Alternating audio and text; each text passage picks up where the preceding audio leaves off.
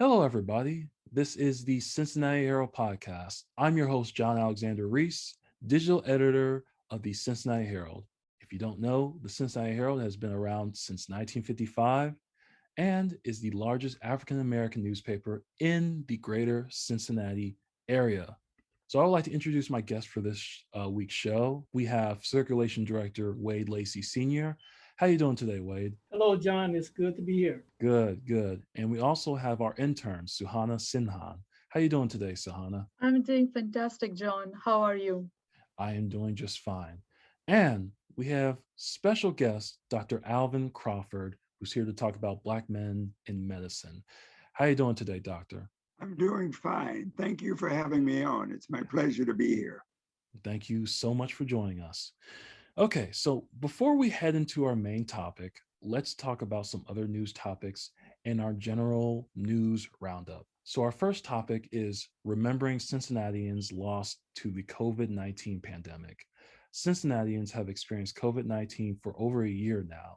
In Cincinnati, the first official COVID 19 fatality was on April 3rd, 2020.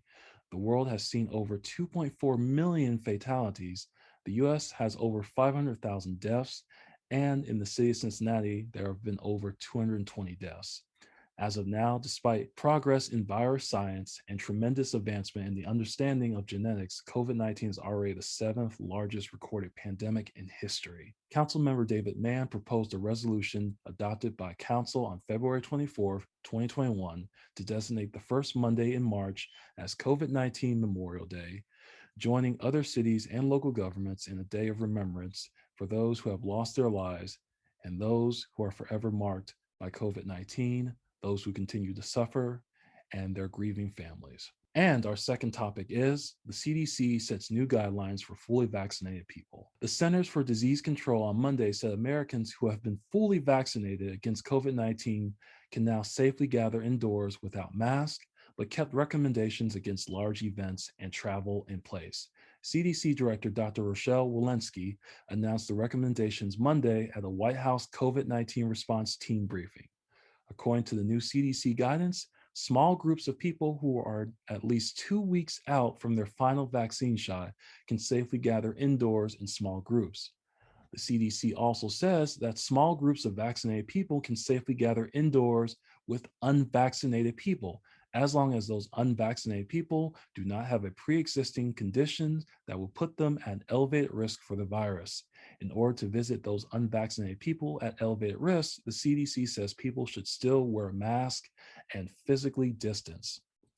And now, moving on to our next topic, which is about the Meghan Markle Prince Harry Oprah interview. The Duchess of Sussex, Meghan, has told Oprah Winfrey that she experienced suicidal thoughts and was concerned when the decision was made that her son wouldn't have a royal title. Meghan, who is biracial, told Winfrey that there are discussions among the royal family about how dark her son's skin would be. Meghan told Winfrey in the interview that aired on Sunday that she just didn't see a solution to the mental suffering that she had experienced and told Harry she didn't want to be alive anymore. Now, according to Wire sources, Buckingham Palace on Tuesday issued a statement on behalf of the royal family to Duke and Duchess of Sussex bombshell interview with Oprah, saying the whole family is saddened to learn the full extent of how challenging the last few years have been for Harry and Meghan. The issues raised, particularly that of race, are concerning and that they will be taken very seriously and will be addressed by the family privately. Harry, Meghan, and Archie will always be loved family members. And our final topic is about the House of Representatives passing a massive $1.9 trillion COVID 19 stimulus package just today and will send the bill to President Joe Biden on his desk for final approval. Biden is expected to sign the bill into law in the days ahead. The bill will provide millions of Americans with direct funds, individuals earning less than $75,000 a year, and couples earning less than $150,000 will be sent $1,400 checks from the U.S. Treasury.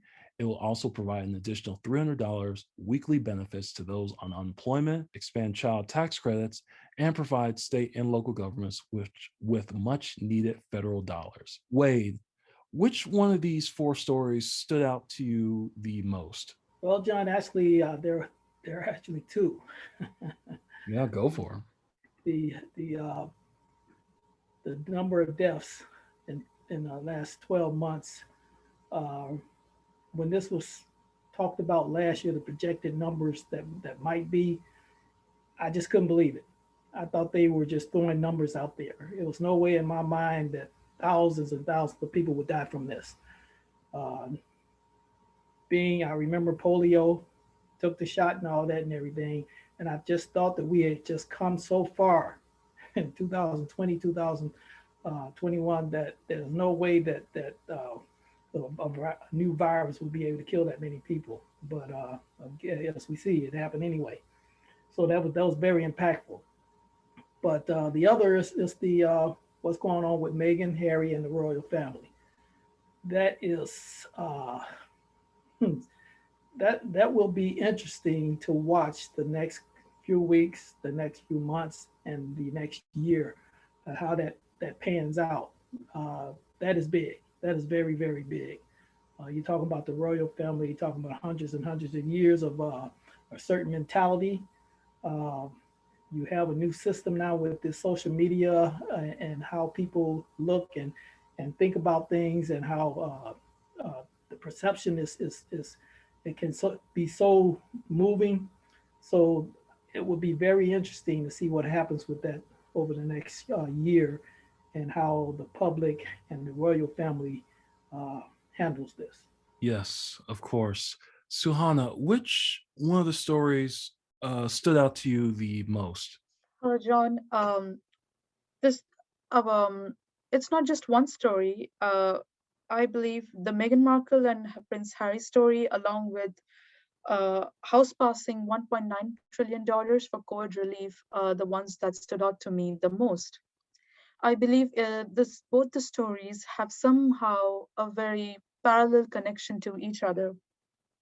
In one side, when President Biden is passing relief to support minorities and all the population of this country and support them through this difficult time, we can feel there is a growing sentiment of kindness and humanity that is somehow harboring through this financial support. Uh, I believe this is a very good time because we also see a lot of representation of all the colors in the House of Representation. But on the contrary, the Meghan Markle and Prince Harry story is somehow a stone attack on this whole idea and sentiment. British royal family has a history of colonizing so many countries around the world and stripping off their wealth. And I felt this was the first chance that they could have redeemed themselves by showing to the world that, hey, we did what was appropriate in that time, but we are not people like this. They could have cared for their family well and provided them well with more mental health support and more welcoming nature in the family. But instead of doing this, they created a situation which more or less forced the family to leave the royal family and make a separate life in America. I feel these two stories, though are functioning on a very different league, somehow show a testament that America is taking steps towards equality and kindness for its nation, but on the other hand, British royal families, the ones who are supposedly the head of the country, United Kingdom, they have not got it right.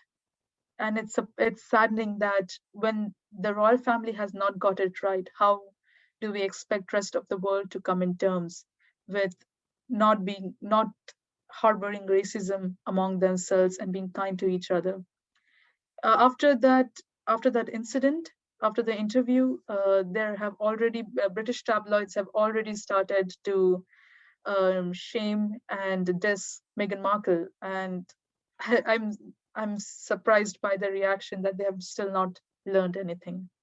Yeah, those are some good thoughts. But I also just wanted to add, I have to say I'm not surprised by the British reaction and the royal family in general, because like you said, Suhana, the British are known to be colonizers. I really was not surprised when, one of the royal members said, "Oh, I wonder how dark the baby's going to be. I just, I'm just not surprised at that mentality at all, if you want my honest opinion. And, as, obviously as American, I really don't know what role that the royal family still plays in modern day England. I don't know, maybe they're still important somehow, but to me, they, the whole family seems very antiquated. But I'm sure, but lots of people, still look up to the royal family. So, I guess that's fine. John, But if I can add something, you yes, go see, ahead. the British royal family gets the stipend from people's taxes still. And Really?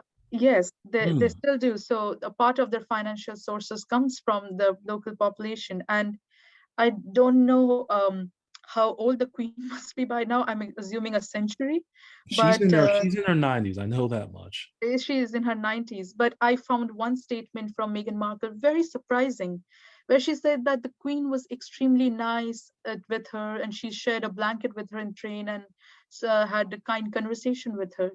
But when you care for somebody who is your family and you show them love and you show them compassion, how could you stand on the bay and watch them get mentally stripped and socially stripped by the society? As a family, this is completely shocking to me. And though the couple tried their best to retain the queen's reputation, I think for any human eye, this fact will not be denied that there was very little actual care, because somebody comes new to your family and you truly not welcoming them is what has happened.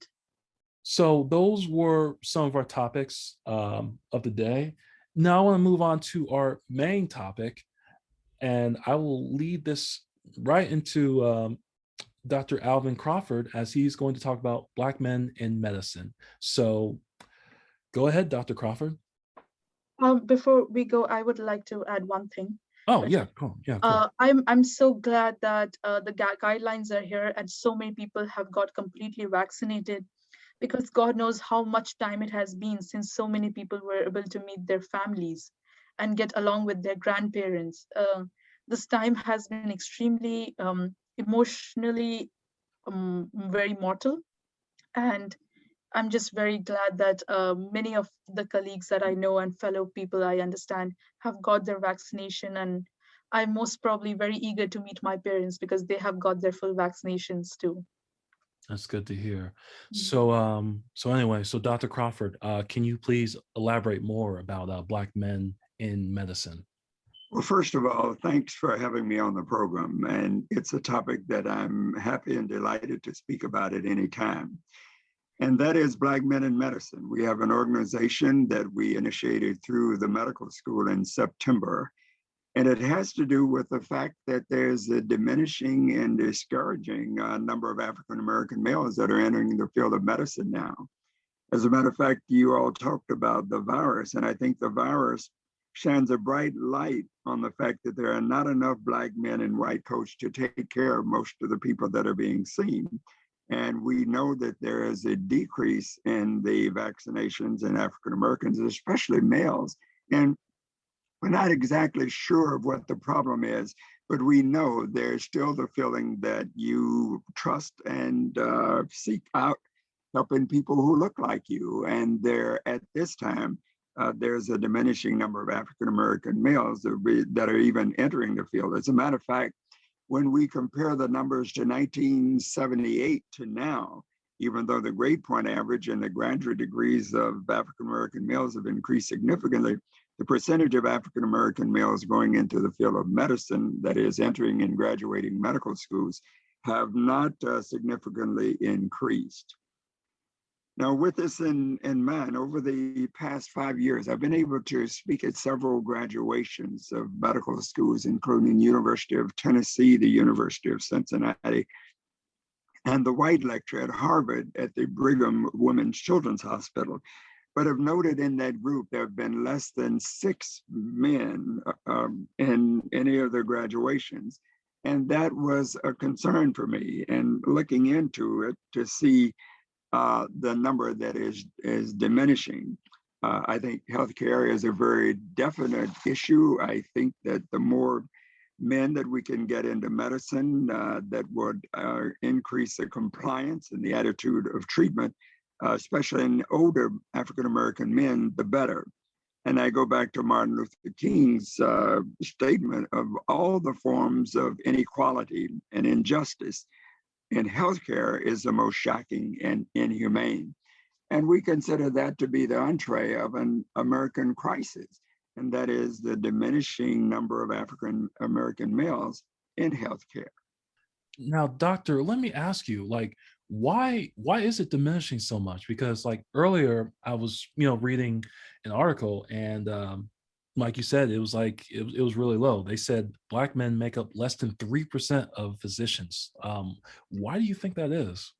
Well, there are many, and I think one thing that's been proven to not be the case is the grade point averages of the average African American male graduating college today is not significantly different from the majority male graduating from college. So it's not that they don't have the smarts.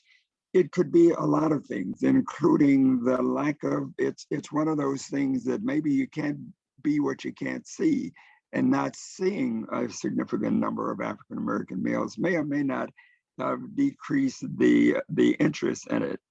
I can't say what the problem is. I can say that our organization is making an effort to eliminate whatever barriers there are in one, being accepted, and two, sustaining, and three, graduating from medical colleges. And we want that to be the primary message that we have. And in doing that, it's a mentoring organization. And that is when we've started, it's going to be a sequential process, starting at the medical school, then going to the undergraduate school, then to the high school, and then to the K level, and starting pipelines. But at this point now, we're in the medical schools, and it is to give sustenance and comfort to the young men that are there, that there's someone to help them through problems that may or may not appear to be unsustainable. And I think that's a primary message that I'd like to get across. Mm. No, also let me ask you: is this like how long does it take to be a doctor? Because you think like just the time it takes and all the money it takes to be a doctor. Do you think that's like a big deterrent too? Oh yes, it takes lots of money and it takes lots of time. And the time is an interesting thing. There's a statistic out that's a recent statistic, and it bothered me until I realized the validity of it. And that is when colleges have done a review of their graduates in terms of earning capacity, one of the lowest salaries is that of biology majors within 4 years of the time of graduating from college. And it's unique in that it represents a time of those biology majors who went into medicine. They're either in medical school, of which they're trying to borrow money and not making very much, or they're in internship and residency. So it's real, but it's possibly a little bit teasier than that, in that it takes a long time. It takes a lot of money. The average medical student graduates medical school with a significant debt. It's a very rewarding occupation. You ultimately make up and exceed that level. So don't feel that I'm saying medicine is equated with poverty or anything like that. But there's some issues that have to be resolved. What we're trying to do is take out the cognitive situation, meaning to give these young men who've done well to pass the medical college aptitude test to get into medical school will have a friend in the court to help them for whatever difficulties that they may have, that may or may not be social political, and not have to do with the cognitive behavior of them getting through the exams, etc. Definitely. But let me ask you, how do you think COVID-19 is going to affect just even like not just Black men, but just like people who just want to become doctors in general? Do you think that's going to deter doctors from, I think that there's an interesting coming? phenomenon that's going on, and they've noticed it recently that so many people have become compassionate about COVID-19 that there's actually an increase in application to medical schools at this time. And I think that's encouraging. Oh, But okay. again, it's been mostly in the females that's done that. But nevertheless, the virus has brought out a startling example of the decrease in the number of people, quote unquote, in the African American and Latino community that look like them and are like them, that are there to take care of them. Like, let's say like a high school student like wants to be a doctor. Like, what advice would you give to them? Well, you identified a high school student. A high school student has gotten to the point where I think their mentality is such that to feel that way, they know that the obstacles will be there. And I think the obstacles of perhaps rigorous examinations, retention of knowledge, studying, making all of those things paramount in their lifestyle is there. And they have less of a problem than trying to get through the K grades and the junior high to high school. I think they have maybe more problems, but once you've gotten into high school, you know the exams are going to be there. You know you're going to have to, because the one thing that you mentioned they aren't perhaps familiar with, and that is the expense that would be. I think the time commitment they've been made aware of. Let me ask you this question too. What is the female Black doctor to male Black doctor ratio right now? And why do you think so many female Black doctors have, increased over years, but, male Black Well, doctors? there are several reasons. I can't give you the exact percentage. I would want to be accurate with what I said, and I don't have those statistics, but I can say that in terms of applying and being accepted into medical school, there have been sort of a 50 to 70% increase over the last 10 to 15 years in female African Americans, as opposed to a 39 to 50% decrease in African American males that have been applying and being accepted into medical school. It could be that males are entrepreneurial, and even though medicine pays very, very well, but it pays that as at an extended period of time. It's not one of those things like maybe in the banking industry or in Intel that one can come out and make a fairly good salary to begin with. It's sort of like a delayed compensation that goes through that. Whether that affects the entrepreneurial aspect of the males, I don't know. It also is a system that has changed a bit in terms of indemnity fee for service. It's not what it used to be. And so now there has to be a lot of compassion and empathy in the particular person who's going into that field, as opposed to simply going in to make a sizable amount of money, because it doesn't work that way as well anymore.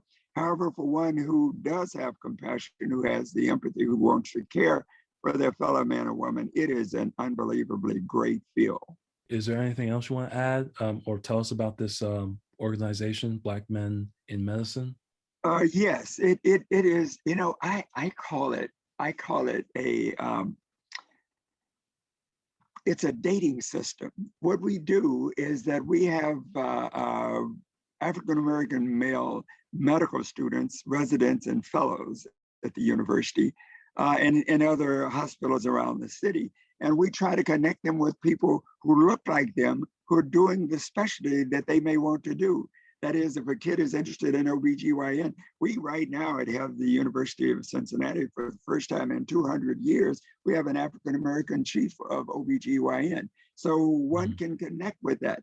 And it gives you a better emotional feeling to know that, by God, I could be that. They can see an orthopedic surgeon and they can then go and not only know this person, that can become their mentor. They have relationships and conversations. So I think it gives you a feeling that that I know now that I can be that, because I've seen someone who looks just like me, acts like me, walks like me, talks like me, who's really doing it. And I'm going to connect. And by God, if I had drive before, it's increased my drive completely, knowing that the Black Men in Medicine Cincinnati are there for me.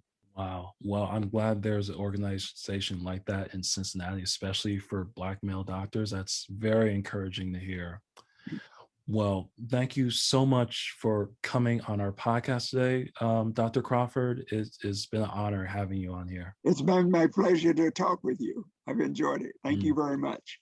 No, thank you. And I also like to say thank you for our other guests, Suhana and Wade, for being on here. Thank you so much. And thank you for giving your thoughts on the other news stories of this past week. Well, thank you. It's been very insightful. I thank you, Dr. Crawford. I really enjoyed and I gained a lot of information from what you talked about tonight.